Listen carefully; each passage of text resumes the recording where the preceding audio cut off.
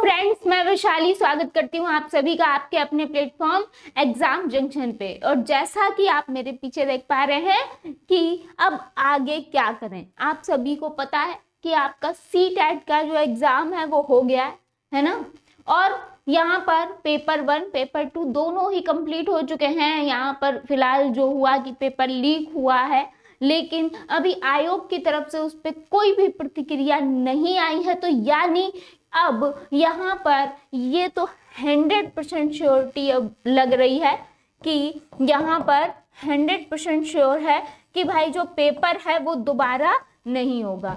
अब ये जो पेपर है ये नहीं होगा फिर से दोबारा। ये अब आपको सीधा आपको आंसर की और रिजल्ट देखने को यहाँ पर मिलेगा। आंसर की आपकी जो फाइनल आंसर की है ना, आंसर की, और आपको रिजल्ट जो है वो देखने को जल्दी ही मिलेगा। लेकिन अब ये जो फिर से परीक्षा कराने की बात कही जा रही थी वो शायद नहीं होगी यहाँ पर, क्योंकि जिस तरीके से कोई प्रतिक्रिया आयोग ने अभी तक नहीं दी है तो इस पर यही है उनका निर्णय। मुझे यही लग रहा है कि अब ये परीक्षा तो नहीं होनी। तो अब आगे क्या करें, है ना। आप लोग परेशान हैं कि अब आगे क्या करना है, किन चीजों की तैयारी करनी है, आखिर CTET के बाद हमको क्या करना चाहिए। अब तो इसी पे हम फोकस करने वाले हैं। तो देखिए यहाँ पे जो प्रतिक्रिया होगी वो होगी आपका, आपने स्कोर देख लिया होगा, है ना। आंसर की आप सभी ने मिला ली होगी। और यहाँ पर CTET में अगर आपने आंसर की मिलाई है ना, आंसर की आपने जो YouTube वगैरह से मिलाई होगी, आपने देख लिया होगा कि आखिर उसमें कितने नंबर बन रहे हैं। तो स्पेशली सबको पता चल जाता है कि हम पास हो रहे हैं कि या नहीं हो रहे हैं, क्योंकि यहाँ पर क्वालिफाइंग नेचर का हमारा एग्जाम है। और यहाँ पर अगर हम बात करें तो 90 वाले जो है बच्चे, है ना, और अगर कैटेगरी में है तो जो 82 वाले हैं यानी जो पास है ना, कैटेगरी में है उनकी बात कर रहे हैं। और ये जनरल, ठीक है, क्लियर। अब आगे बात करते हैं जो भाई यहाँ पर 90 से कम, है ना, 90 से कम जनरल, और यहाँ पर 82 से कम यहाँ पर कैटेगरी में जो है उनकी बात कर रहे हैं SC ST। तो अब इनका क्या होगा और क्या करना चाहिए प्रेजेंट में। अब तो अब आपने यहाँ पर स्कोर देखा, अगर आपका भाई 90 से कम स्कोर बन रहा है और जनरल है आप, है ना, और 90 से कम आपका स्कोर बन रहा है, या फिर आप कैटेगरी में आते हैं OBC SC हैं और यहाँ पर आपका नंबर जो है वो 82 नहीं बन रहे हैं, उससे कम बन रहे हैं, यानी आपका CTET तो क्वालिफाई नहीं हुआ। अब आगे क्या करना है।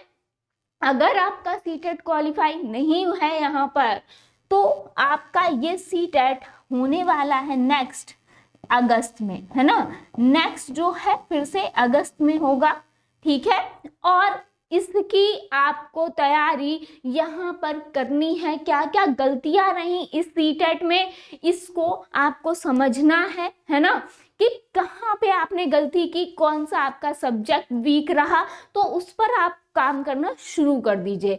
यानी आपका कोई सब्जेक्ट मैथ वीक थी, साइंस वीक थी, यानी पेपर 1 पेपर 2 जो भी है, यानी SST था तो SST, संस्कृत इंग्लिश थी तो संस्कृत इंग्लिश, CDP या फिर पेडागोजी आप नहीं कर पाते, तो जो भी, क्योंकि आपको आपकी वीकनेस पता होगी तो उसके अनुसार आप उस पर अब वर्क करना स्टार्ट कर दीजिए। इसके बाद अगर आपने कुछ मिस्टेक की है, यानी अब इसमें 90 और 82 से कम वालों में कुछ ऐसे भी बच्चे होंगे कि जिनका कंटेंट पे तो पकड़ अच्छी थी, है ना, लेकिन कुछ सिली गलती की वजह से, जैसे कि टाइम मैनेजमेंट नहीं कर पाए, वहां पे भाई पेपर ही छूट गया, या फिर सब्जेक्ट लैंग्वेज 1 एंड लैंग्वेज 2 वाली गड़बड़ी हो गई। बहुत सारे ऐसे बच्चे होंगे जिनके साथ ये भी हुआ होगा। तो वो लोग इस मिस्टेक को दोबारा ना दोहराएं, है ना। तो ये चीजें जो हैं, अब जो यहाँ पे गलती हुई वो नेक्स्ट CTET में आपकी नहीं होनी चाहिए। अब जो यहाँ वाले बच्चे हैं इन्होंने कुछ अदर एग्जाम डाले होंगे, जरूरी नहीं है आप अगर शिक्षक भर्ती की तैयारी कर रहे हैं फिर भी आप अदर भी एग्जाम डालते हैं तो आप उन पर फोकस कर सकते हैं और ये अपना अगस्त पे जो एग्ज़ाम आ रहा है सीटेट का उसमें फोकस करिए। और अगर यहाँ पर आ जाता है धोखे से यूपी टेट तो उस पर भी फोकस कर सकते हैं। तो 90 और 82 से जो कम वाले हैं उनके लिए तो ये था। अब आगे देखते हैं कि जो यहाँ पर जनरल हैं और जो 90 अंक से यहाँ पर ज़्यादा लेकर आ रहे हैं, यानी 90 का आंकड़ा टच करते हुए और आगे जितने भी आपके नंबर बन रहे हैं या फिर कैटेगरी में हैं आप और 82 नंबर है, यानी जाहिर सी बात है यहाँ पर आप पास हैं, है ना, आप पास हैं। और जो लोग अगर सीटेट पास हो रहे हैं उनके लिए बहुत सुनहरा मौका, बहुत अच्छे मौके आपको मिल रहे हैं। अफवाहों पे ध्यान मत दीजिए, यानी अब क्या होगा आगे उसको भूल जाइए, है ना। आपके यहाँ पे जो नंबर बन रहे हैं, ये जो अभी आपने पेपर दिया है उस पर फोकस करते हुए यहाँ पर हम आगे बढ़ना चाहेंगे और यहाँ पे आपके लिए अच्छी अच्छी जो वैकेंसीज हैं वो आपका इंतजार कर रही हैं। क्लियर। DSSB यानी अब सीटेट के बाद आप क्या कर पाएंगे, पहले तो हम इस पे चर्चा कर लेते हैं। तो सीटेट के बाद यहाँ पर क्योंकि सेंट्रल का एग्जाम होता है सीटेट क्वालिफाइंग नेचर का, और जब आप सीटेट पास कर लेते हो तो आप जाहिर सी बात है कि यहाँ पर कहीं भी जो शिक्षक भर्ती कोई भी वैकेंसी निकलती है यहाँ पर टीचर से रिलेटेड, टीचिंग से रिलेटेड, तो आप उसमें अपना फॉर्म भर सकते हो। तो DSSB आपको देखने को मिला है, अभी यहाँ पर वैकेंसी जो है वो आई हुई हैं। देन DSSB यहाँ पर अगर जब आप सीटेट क्वालिफाई कर लेते हो तो आपको कौन कौन से एग्जाम ऐसे हैं जो अच्छी शिक्षक भर्तियां होती हैं जिनमें आप भाई यहाँ पर एलिजिबल होते हो और यहाँ पर अपना फॉर्म फिल कर सकते हो। तो DSSB की वैकेंसी आएंगी, उसमें आप सीटेट के बाद अप्लाई कर सकते हो। यूपी में कोई वैकेंसी आती है टीचिंग से रिलेटेड, अप्लाई कर सकते हैं। झारखंड से रिलेटेड यहाँ पर झारखंड की टीचर वैकेंसी आएगी, उसमें आप अप्लाई कर सकते हैं। चंडीगढ़ आई हुई है, अभी आई हुई है। बिहार शिक्षक भर्ती आप लगातार देख ही रहे हैं, अप्लाई कर भी रहे हैं, है ना। जिनका पहले से सीटेट क्वालिफाई है तो बिहार शिक्षक भर्ती में आप अप्लाई कर सकते हैं। KVS की वैकेंसी आप अप्लाई कर सकते हैं। NVS और AEES की वैकेंसीज आप अप्लाई कर सकते हैं। क्लियर। लेकिन प्रेजेंट में, लेकिन ये तो आप अप्लाई कर सकते हो जब भी ये वैकेंसीज आती हैं तब, यानी सीटेट आपका क्वालिफाई हो गया, अब यहाँ से कोई भी वैकेंसी आपको देखने को मिलेगी आप वहाँ अप्लाई कर पाएंगे। अब यहाँ पे बात ये आती है कि प्रेजेंट में आप किस चीज के फॉर्म फिल कर सकते हो। तो प्रेजेंट में चूंकि अभी आपने सीटेट यहाँ पर आपके अच्छे नंबर बन रहे हैं, बहुत अच्छी बात है, तो अब यहाँ पर आपको बहुत सुनहरा मौका यहाँ पर आपको दे रहा है DSSB, है ना। DSSB आप सभी को पता है, यहाँ पर वैकेंसी निकली हुई है किसकी, TGT की, PGT की, है ना, और नर्सरी की, है ना। किसकी, TGT, PGT और नर्सरी की वैकेंसी निकली हुई है। और आप जो जिसमें भी आप एलिजिबल हो आप वो बिल्कुल अप्लाई कर सकते हो, क्योंकि आपने सीटेट अगर क्वालिफाई कर रहे हैं तो आप इसमें अप्लाई कर सकते हो। तो ये DSSB एक अच्छा मौका है आपके लिए, बहुत अच्छा मौका। और बिल्कुल ये बात सच है, क्योंकि आपने देखा KVS जो है आपका अभी आ चुका है ना। KVS आ चुका है तो KVS अब नहीं आएगा इतनी जल्दी, है ना। इसमें भर्ती हो चुकी है रिसेंटली ही, यहाँ पर आपने सभी ने देखा फॉर्म भी फिल हो चुका है, यहाँ पे पेपर भी हो चुका है, इंटरव्यू भी हो चुका और भर्ती भी हो गई है। तो यानी अब KVS तो आपको इतनी जल्दी नहीं देखने को मिलेगा, लेकिन DSSB आपको देखने को मिलेगा और जल्दी ही इसकी PRT की वैकेंसी भी आपको देखने को मिलेगी। तो इसके लिए बिल्कुल तैयार रहें, इसके लिए बिल्कुल तैयार रहें। यहाँ पर PRT की वैकेंसी भी आपको देखने को जल्दी मिलेगी, ये वैकेंसी आई हुई है ना। और ये भी आपको बहुत जल्दी ही देखने को मिलने वाली है, तो इस पर आप लोग फोकस कर सकते हैं। देन उसके बाद आ जाते हैं किस पर भाई, यहाँ पर बिहार शिक्षक भर्ती। बिहार शिक्षक भर्ती लगातार आप सभी को पता है, लगातार आप सभी को पता है कि बिहार में यहाँ पर बम्पर भर्तियां जो हैं वो निकल रही हैं।